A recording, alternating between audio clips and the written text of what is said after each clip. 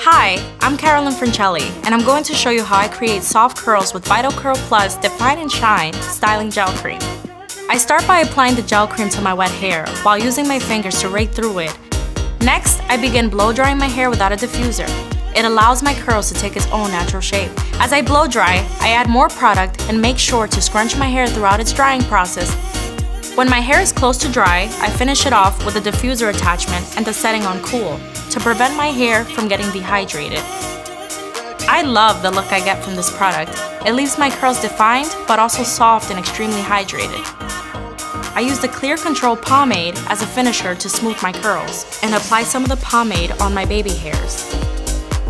Then I use the pick to get the shape and volume that I want. And there you have it, soft, natural, and bouncy curls.